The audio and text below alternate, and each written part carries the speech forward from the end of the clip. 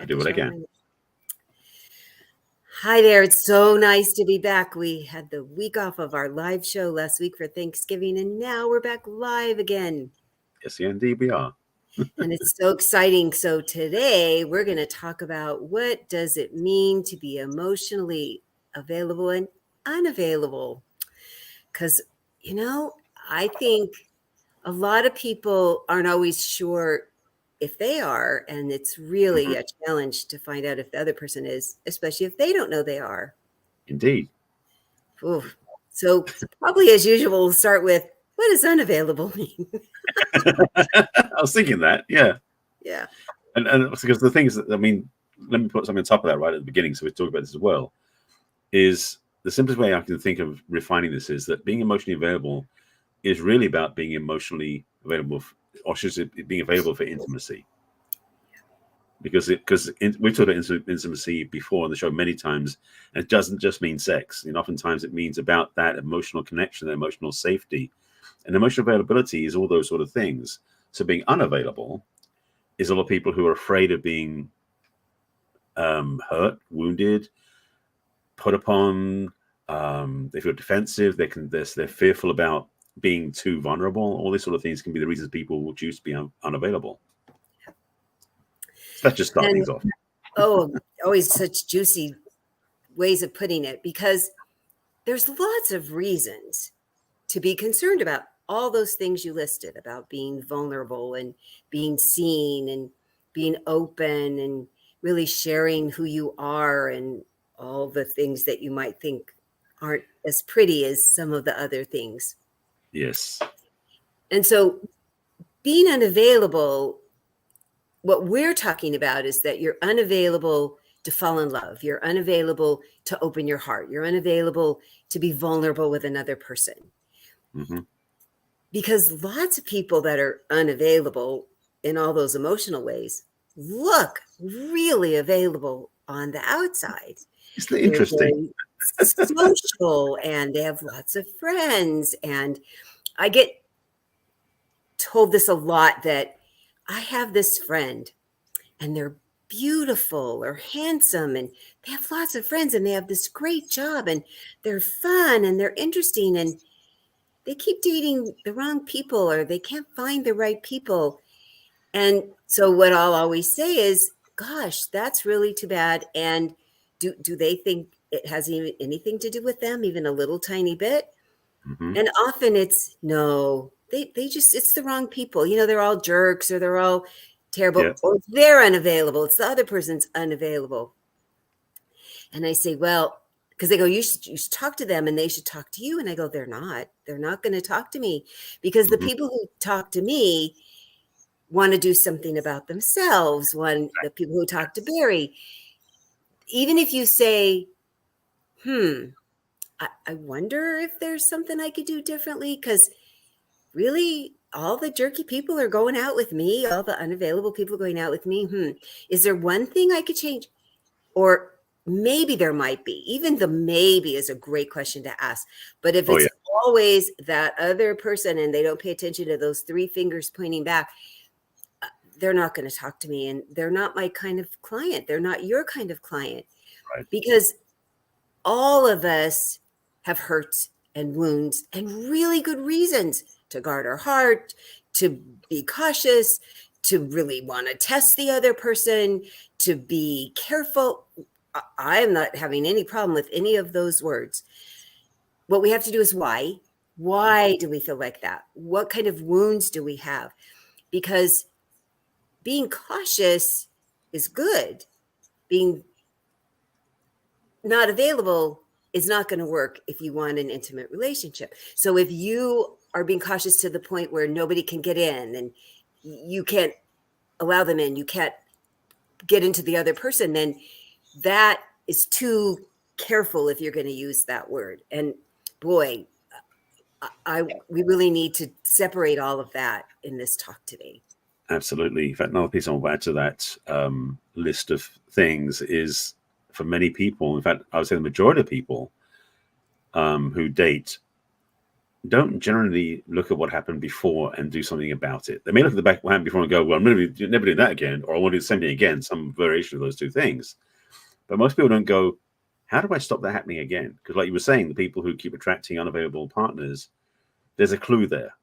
You know, when you start having the same experience in dating after dating after dating, or relationship after relationship after relationship, which I went through myself, I teach this stuff so passionately because it's part of my own learning and growth, is that unless we're willing to unpack and do something about the past baggage, our availability to somebody, not only available to somebody to fall in love with is missing, but also our ability to change what we attract is unavailable as well. So, and I just posted a meme today about, you know, being really comfortable being single. Most people don't spend their time being single working on themselves. They spend most time being single looking on the dating apps to find somebody to love, or hopefully find someone to love. You know, so there's the trap that we fall into where we just go next, versus, okay, something happened in the last relationship where it didn't go the way I wanted, or something didn't go quite didn't get what I wanted from it, or the person wasn't the right sort of person for me. What was it I did that allowed that to happen, or made that happen, or created that situation that I want to do differently now? And how do I get help to fix that? Which is where you and I come in. Yes. Yes, because what you said always happens. I'd say most of the time, the magic words are, I don't want that to happen again. Mm-hmm. And then you and I would say, great, that is a really good plan. What are you going to do? I'm really curious. I want to know, how are you going to make that not happen again? Mm-hmm. And most of the time is, I don't know. So the first thing to look at is, why? Why did it happen? Now, one off. Okay, maybe it's not a big deal. Right. Generally, there's a trend. Generally, there's something that has continued to happen. They're unavailable. They're to make a commitment. They don't have time. They don't have any money. They leave after 2 times. They leave you in the middle when it's not going well. And to look at why did that happen, that might have something to do with what you ignored. I mean, what I've heard lately when I talk to people that have been through that situation where they were dating for a little while and then the person says, I'm not feeling it, or I don't see this as a future. And I go, wow, was that really the first inkling? Because that's just terrible. And they go, well, no, there was this, but then they came back. And then there was that. And at one point I felt this. And I go, uh-huh. And what'd you think about that? Well, but it got better. Oh, okay. And did you talk about why it got better and why it didn't work? Well, no, because it got better. Go, but what we need to learn for ourselves and with the other person is, wow, it's better. What happened? What happened? I'm so excited, because if it's going to sustain, they did something about it. They didn't just go, oh, I'm going to pretend, or I know this is what they want for right now. And that's really sad, because too often that's been the answer I've heard them finally go, oh, yeah, I guess there was 1 or 2 things that I didn't pay attention to enough. And that's not to give anybody a hard time. That's to go, oh, I really am learning how to not do that again. Well, the thing is that most people, again, like saying earlier, don't necessarily do the work. But the other part is, most people have this tendency to think it's the other person's problem, which is what you were talking about. It's like, you know, they don't to take responsibility. And I'm going to say this bluntly for people who don't get it in the back. In the back, if you don't take responsibility for your own participation in relationship, you tend to come up short in your partnerships. And it's not about the other person, except for the fact that they're teaching you something that maybe you didn't catch. Not saying that you should keep them in your life necessarily, but they may be repeating the same patterns with you because you're set up that way and you haven't changed anything. Yeah. So the first step is to start being self-accountable, to be self-reflective and be willing to look in the mirror and say, okay, what am I doing in here? What can I do in here? What do I want to change about how I'm in this paradigm, so that I don't keep attracting people who keep doing that to me, or I keep doing that to them, whatever that is. That's the trap we fall into. And I want to decide by one slightly for a second, because unavailability thing is, just to tie into the attachment styles, the anxious attachment type person excuse me, the avoidant one. The anxious, well, yeah, we'll get to that one. But the avoidant attachment style is someone who's usually unavailable emotionally because they don't spend enough time in the relationship to actually feel vulnerable, safe, and open. Most people who are avoidant detest that experience, frankly. They keep pushing away from it. So, and since that's about 30% of the people on the planet, a lot of people need to hear this talk because we're talking about things that they can learn from and transform. So, yes, that wiring that we carry of thinking it's always the other person, not us, tends to get in the way of us having what we want. And the anxious attachment people are the ones that are really attracted to the avoidant people. The reason they're anxious is because often they had avoidant families. It's funny because remember it was I think it was Dr. Dolittle had a thing about push me, pull you. Yeah. Was that character? I remember this as a kid. Yeah, the push me, pull is like a llama on both ends. It had two heads. That to me is what like avoidant attachments like. They keep pushing and pulling each other energetically. So that's why they are really fun. Not fun, wrong word. Unfortunately, entertaining to watch. Yes, sadly to participate in. Yeah, definitely. So I wanted to also bring up another part of being unavailable because a lot of what we're going to talk about is the emotional part because it's the underlying thing that often people can't recognize in themselves and other people. The other part is, when I talk to people about, whether they're working or not, and they take care of grandchildren or they have all these hobbies, do you have time to really first look, whether it's online or you go out and participate in meetup things? And then if you meet somebody, do you have time to date them? And then, oh my gosh, there's this other thing that hopefully is going to happen, a relationship. And do you have time for that? Yeah. Because you can't just skate through. That's really sad, the people who think that they can just go into maintenance mode. Mm-hmm. I had somebody the other day say, but once you get in a relationship, isn't it just maintenance sex? And I said, oh, no. Did you say that out loud again? Because I want you to hear what you said. Mm-hmm. And he said it again. He went, oh, maybe that's why I'm single. I mean, it was such a wonderful revelation. I was very proud of him because I was hoping not to have to point it out. I was glad that he did. Because we often think that, we're going to gear up, but we're going to go back to our life where we don't really have time. So to realize, I like my life the way it is. It's full of friends and family and activities. And, maybe I should date. Maybe people think I should date. And then be honest. I have time for you once every other week. Does that work for you? Because if you find somebody else that's just as busy, maybe that'll work for them.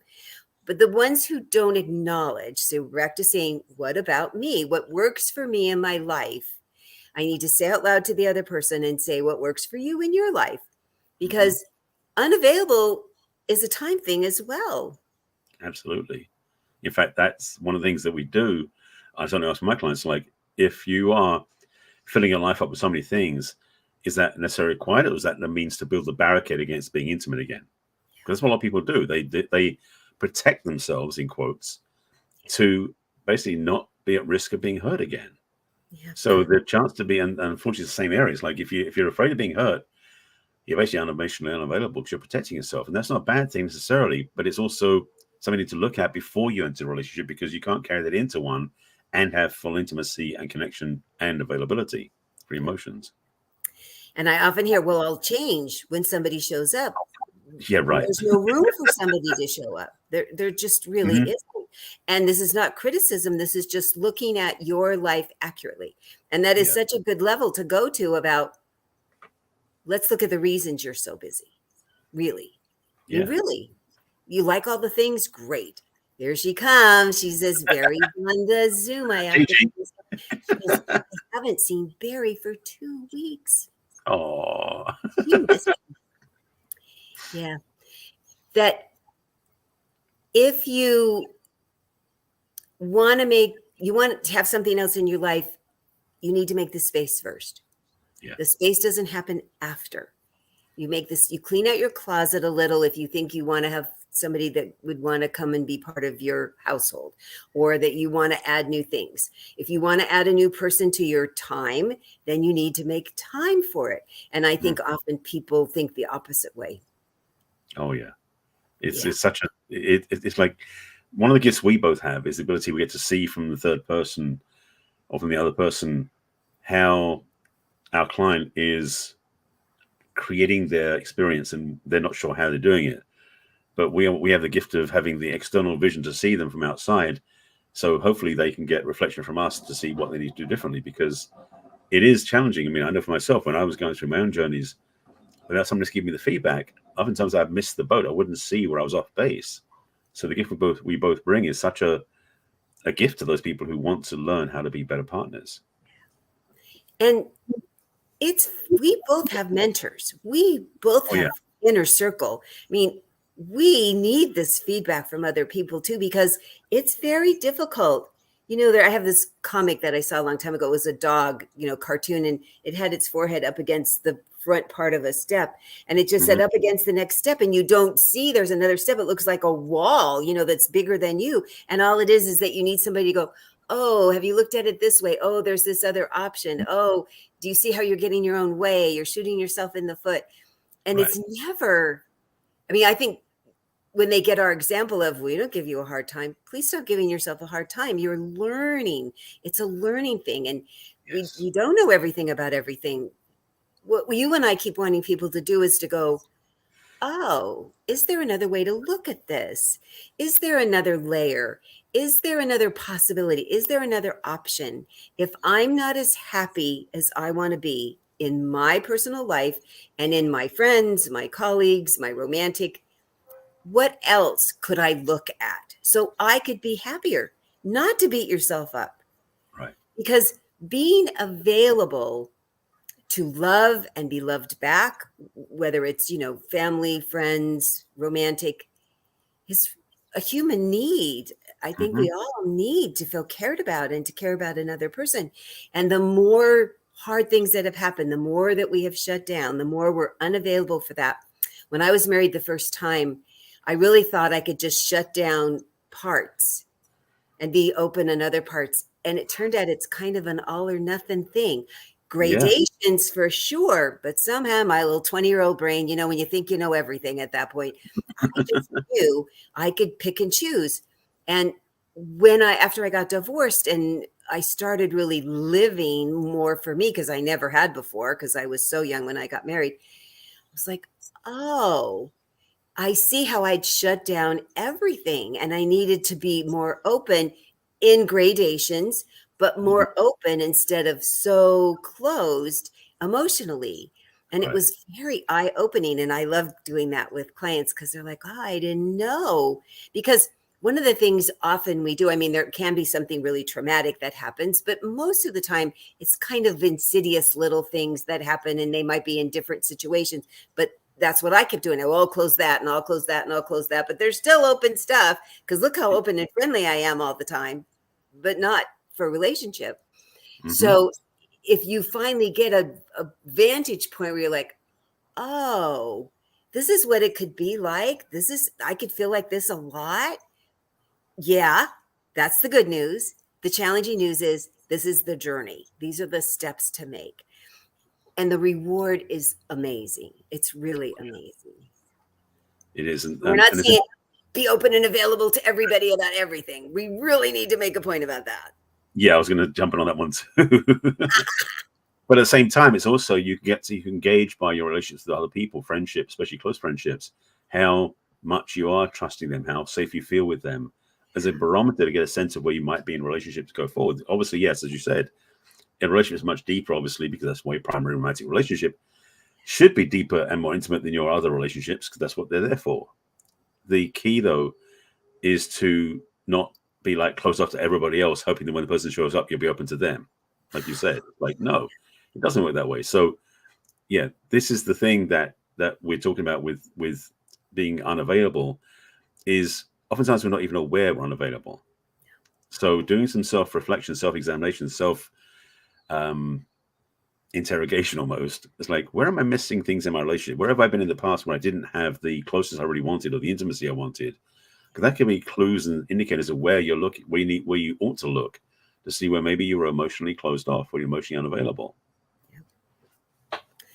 Yep. And yep.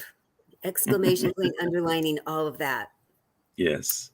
So one of the ways to really look at it is have you ever, and what caused you to be with somebody, a best friend or a relative or somebody, a clergy, somebody that you went, oh, I really feel myself with them. I feel Hmm. like I can be authentic with them. I feel like I can speak what's on my mind with them. Look back. Sad if you've never had it. That's really something to go, wow, that's really sad. I've never had that. I think I'd really like that. And how would I do that? And if you have had at least one, why was it? What did they do with you? What did they not do with you? What ways did you test? What ways did you share? What ways did they share that you saw that you could start trusting a little more? And because, I've said in the past, I'm really transparent. I go very slowly. I do. People have complained in the past, including my late husband, about how pokey I am.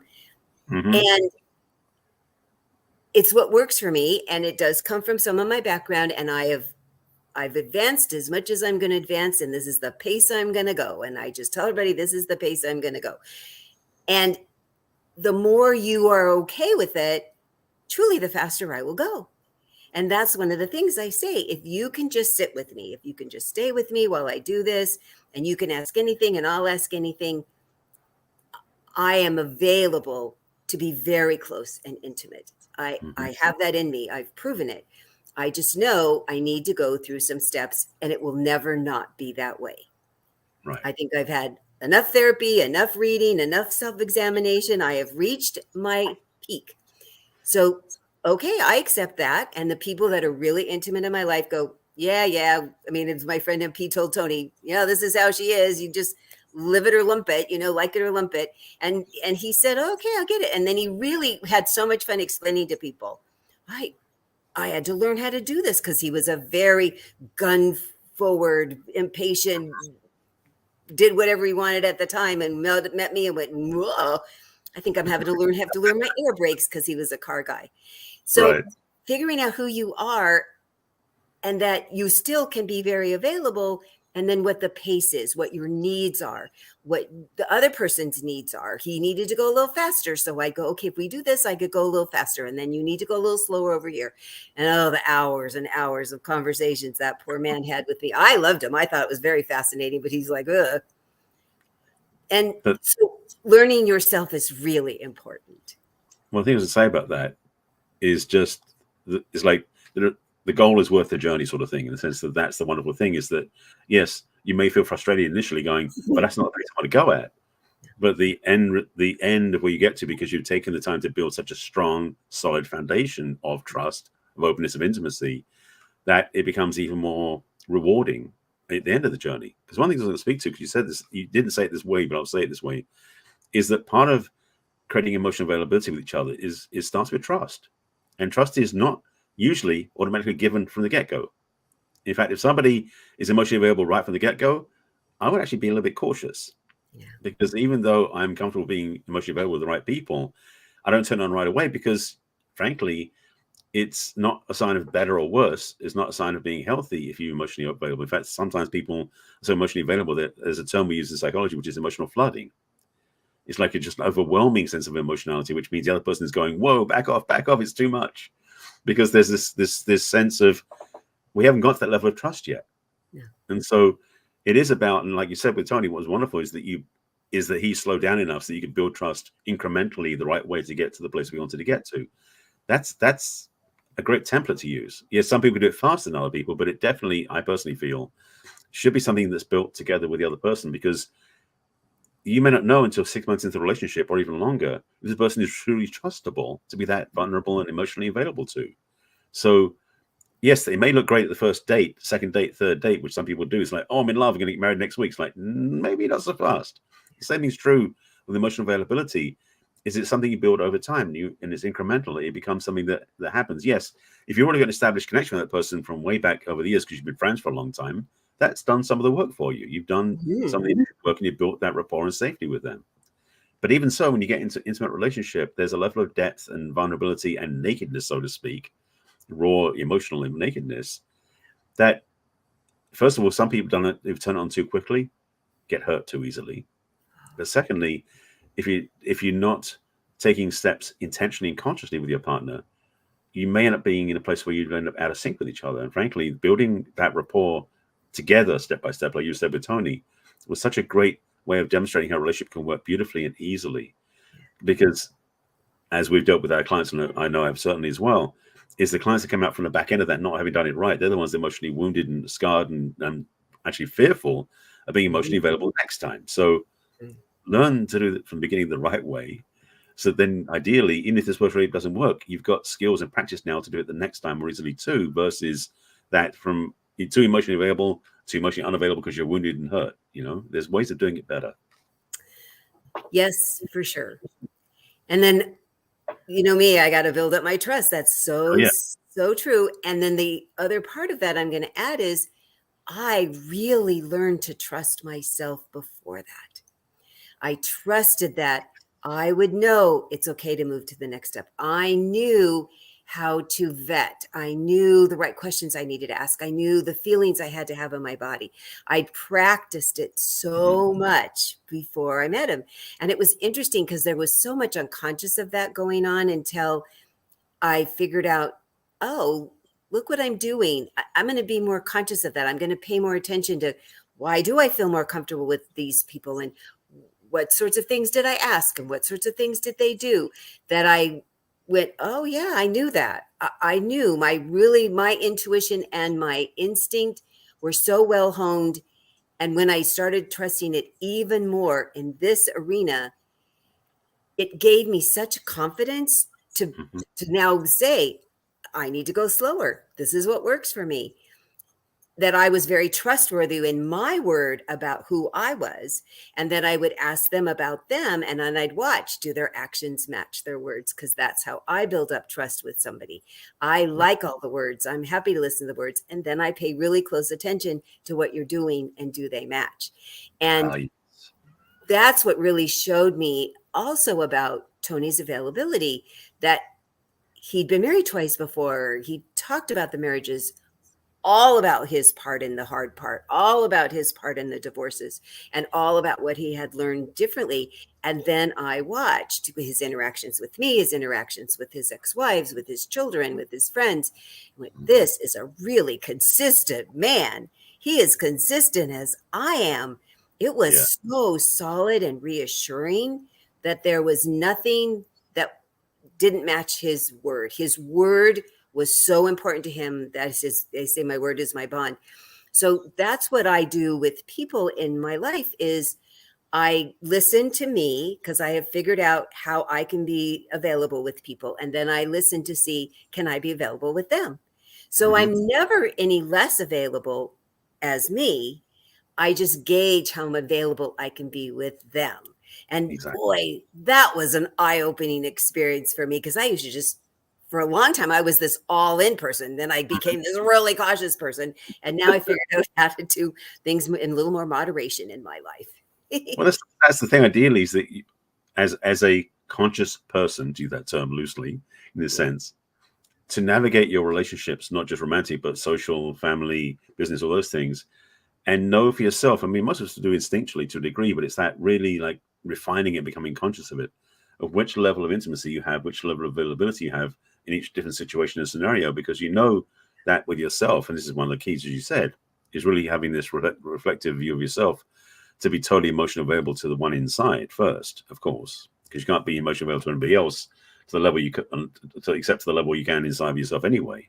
So doing that first, but then making sure you know where, one, it's safe to do so, in which scenarios, in which circumstances, but also, secondly, where it's important to do it or not, because some places it just doesn't make sense to be emotionally available because of whatever it is, at a sports game sort of things. Like, no, you can be very rowdy and very emotive that way, but you're not emotionally available because it isn't safe to be so. You don't trust that sort of that mass crowd. So you sort of choose your scenarios and your places ideally to be building it, because again, speaking about trust, it has to be something where you can build trust in the right place at the right time, so you can trust yourself.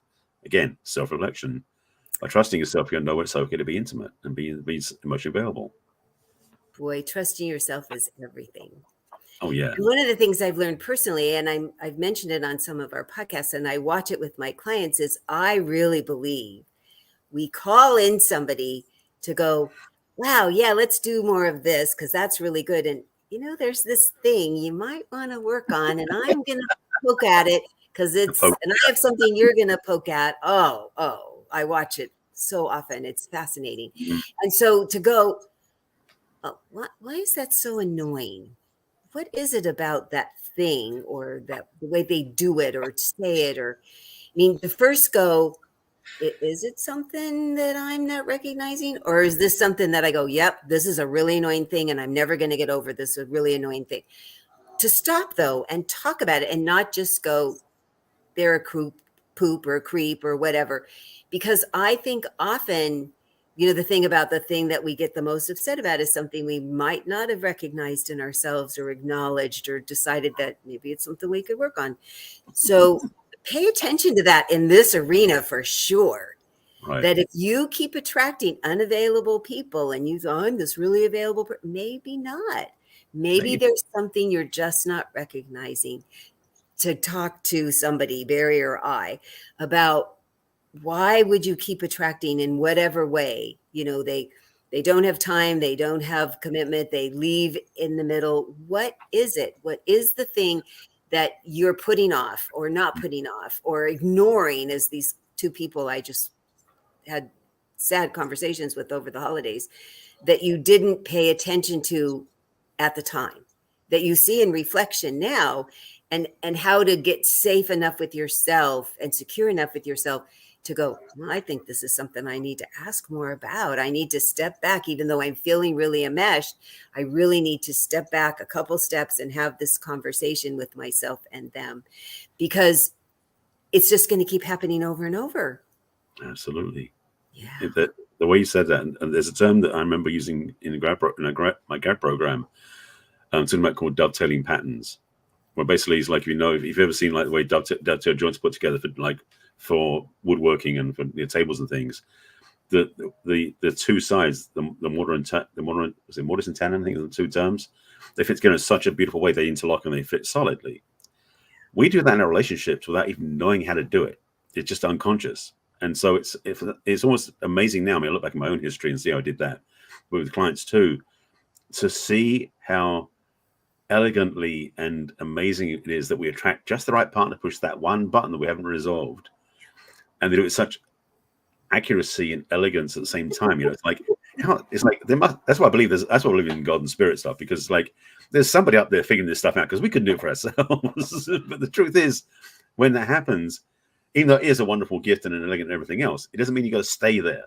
It's like you were saying, and that's the other part too, is that when we notice that we have the same button being pushed by 3 different relationship partners over years, there's an indication that maybe it isn't about them. They were the gift and the messenger, but that wasn't about them. It's about us. And as I've said, we said this before on our broadcast many times about the inner work. It's like, really, when we notice that button being pushed, it's time we undid that button and figure out what started in the first place, so we can turn it off and never have a button pushed again, because the button doesn't need to be there. Not that we protect it, but that we resolve it. And that's again why we did work. Resolving. And what's really been fascinating is I've watched it a lot with the couples that I coached, in that this thing comes up, and it's often a little bit different for both of them because they have these different reasons that it's come up for them. Mm-hmm. And when it gets healed for both of them, then what you've had this thing where it caused the friction, that you were like this perfect fit to cause the friction. Yep. The solidity of the calm and the love and the connection of this future healthy part of their relationship that they just healed. The stuff that they say about it chokes me up always. Chokes me up. And what's really wonderful is if both people go, yeah, I see my shit. I got my shit. Okay. Sorry, I was giving it to you too. And it's not that it's bad. It's just cleaned out. I use the aquarium thing all the time, that things are going along and the fish look really happy and the water looks really clear. But occasionally, if you've ever had an aquarium, you have to do that little vacuum thing. And then all that fish poop and the old food, because the water looks horrible, really horrible for a Yeah. few bits. And then you vacuum it out and it's all clean again. And that's all this is. It's not terminal. Frequently, it's not the end of the relationship. It's just that middle can be really crappy. And it brings up both people's stuff where we get really defensive and really protective. And why should I have to do anything? It's all them. And they're pointing at us. And if you can just stand in your truth, it was fun. I did listen to a few Gottman seminars over the weekend. And it was just so evident that how often how we handle our upsetness personally has such an effect on the person in our relationship and our relationship with them. So if you can get to this place where you trust, oh, I know that I'm having this hard thing, and I just need to say out loud, I'm having this hard thing. And boy, can we not, maybe, because when I was married the first time, I used to say, it's really horrible when we both get sick at the same time, because who gets the orange juice and the aspirin and the Kleenex? We would just sit there with the Kleenex box between us. But if you could take turns, it's kind of nice if one's kind of lucid and the other's, hysterical about something. Frequently, it happens at the same time where this one issue brings up two separate things. And I really believe it. It's healing the wound, peeling that other part of the onion. And it's just part of being a human being and part of having a healthy relationship. And I got to where, not in the middle. I wish I was healthy enough to stay in the middle, but not too far in. I go, oh, okay, this is just a new thing I get to heal. Even though this is kind of crappy feeling, I'm going to heal a new thing. It was freeing to not think it's the end all the time, or I'm a crappy person all the time. Yeah. Well, the thing is, and this is what you said, it's like shifting it from the blame to the ownership and the gift. Yes. Because most of us, we are oftentimes so defensive or so disposed to project on the other person as being the person that is a triggering mechanism and makes us feel bad. And therefore we feel bad because of that. And we end up resenting them and all sorts of stuff that comes up. We talked about this one of the shows too. But when we take it and realize that it's a gift that we can do something about, that what happened is, as much as we don't like what they did, they had the flashlight to shine on the light on the thing that we haven't resolved yet. The gift that comes out of that and the opportunity to be so much more available, because the thing about, again, back to the title, emotional availability versus unavailability, is when we discover new levels, new depths of emotional availability by doing the work that heals our baggage, for want of a better term, our emotional history we haven't made peace with, we have a whole new clean, aquarium, as you said, like a whole new clean space to play in that makes it much easier to dance and have fun and enjoy and go and have more love, intimacy, all the wonderful things we love in a relationship. So the inner work is the gateway, or it's the hurdle to work with to become more free. So then you can be more emotionally available in a much more trusting, safe, fulfilling, joyful, sexy way of doing things. Yeah. And the equal opportunity blame, often we'll blame ourselves. Oh, I was so stupid. I'm not lovable. Look at this, just convinces me, which is also not helpful. So we're busy blaming them and we're busy blaming ourselves instead of what could we both learn from this? Mm-hmm. I think this is a lesson in disguise. I think this is something that's going to be better afterwards. If we could even have a hint of that. And that's what I do. When people come to me, they're like, okay, we're having this thing and we're both really mad. We can't even sit in the same room. We're in opposite rooms on the phone. Then I can do that with them. I can talk about the gift. I can talk about, especially if we've done it before. If it's the first time, they're like, they're not going to believe that part. So we can't even start there. But when they come to me another time, because you need new tools often. You use the tools and then there's this new thing that's been there forever. And you okay, now I need a different kind of screwdriver or a wrench or whatever. That remember, this is why you come back. This is why you come do this again. Because remember what it feels like after, besides just the relief of, we're not ending and I'm not a horrible person and you're not a horrible person. It's even better after. I mean, that's the thing. When you become more emotionally available, the world will just react to you differently. The majority of the world, there are crappy people and we aren't going to pay any attention to that. the world would just be more receptive, more open, more available, more caring, more patient. I just find that the more open and available I can be with myself, not with everybody, but with myself. Oh, there's that feeling. Oh, I'm going to talk about that in my head. Oh, I'm going to have a conscious thought about that. Okay. The world outside of me just keeps reflecting it even more. So that's why I say, please come to us to do this work. If you are not feeling like you're getting enough from the other people in the world, you're not, your relationships aren't feeling flowing, you're not feeling like you're giving and not getting back enough, or all the people that you're trying to date are not showing up in the way that you really think you need and want, this is what's holding you back. This is the key. This is the thing that Barry and I learned on our own. Indeed. Walk through this and continue to grow even more. We can walk through this with you. I'm so clear about this. And I think the holidays bring a lot of this up for people too. Don't you think this is just the prime time to be talking about this? This absolutely is the prime time. The holidays is when most people's memories of their childhood can be either wonderfully celebratory or very disturbing, depending on how they look at things. And oftentimes relationships are too. I want to underscore the thing is that the freedom that comes from this, the joy that can come from this, and the self-fulfillment that you have, just even when you're single, is so much more profound when you have this openness to yourself and then to other people. But it's such a gift that keeps on giving. I was thinking about this in terms of just relating quickly to car maintenance things. Like when things on the car start making a bad noise and you get really annoyed about it and you keep like, I'll just turn the radio up and ignore it. That doesn't solve anything. But if you do take it and get it fixed, or however you do to get it resolved, and the car's working great again, that feeling of relief, of joy, of celebration, that's just like a microcosm what's like to when you do that in your personal life.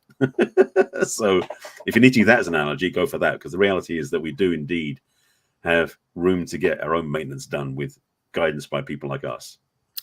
Yep. I took my car in this morning because it's been doing this weird thing. And he says, so I have to tell you, 95% of the population would not have noticed this. And I'm going to say something that's going to sound really weird. You have to let it get worse, because it's one of these two things, and nothing horrible is going to happen. You can drive for a while it gets a little worse, but he says, but I've learned this about you over a year. You're the only person he goes, but I knew you would. It was such a funny conversation that I had to say, because you just said that. Right. Yeah. So yeah, if you want to do some tuning up on how you're doing in your own personal life with your personal relationships, Barry and I are here as your personal emotional mechanics, right? Exactly. So the way to get a hold of me is to go to my website, which is www.theperfectcatch.com, and click on What's Holding You Back from Love, and you can schedule a complimentary conversation with me, and we can tackle what's going to get in your face over the holidays. You can also join my newsletter, which will get you a repeat of this podcast, and I send out other things as well.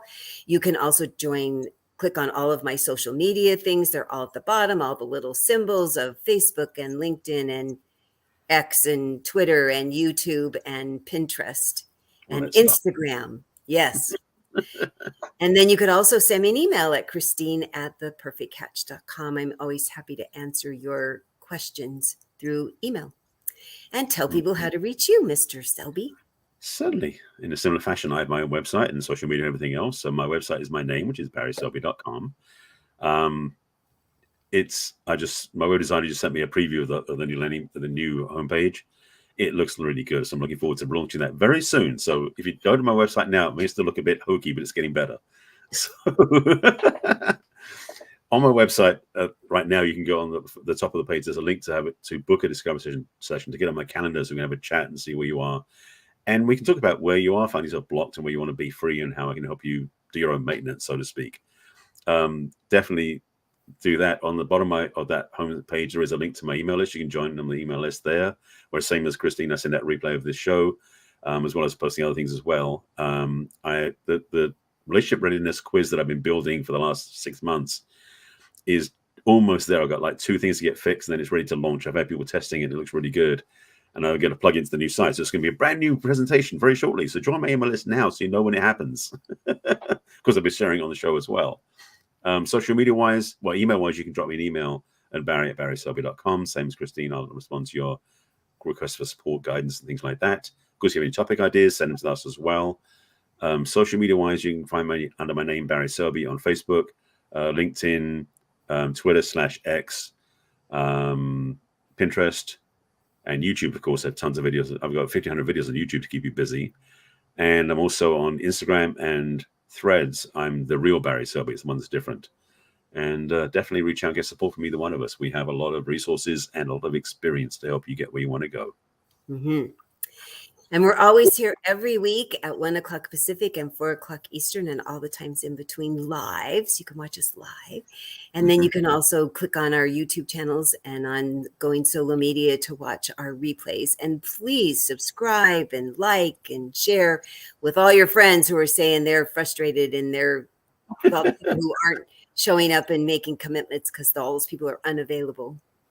Absolutely. And then you can also not only watch us, but you can take us with you when you go shopping for holiday presents and when you're out there jogging off those pounds from Thanksgiving. You can find us on Spotify and Apple Podcasts and all the other streaming options. So you can listen to us everywhere, our wise words. Indeed, you can. Yeah. And we will be back next week with a even more scintillating conversation. Oh, indeed, we will. So stay tuned. Definitely listen to what we're giving you as advice. Take it with you and join us next week. Yes. Bye for now. See you.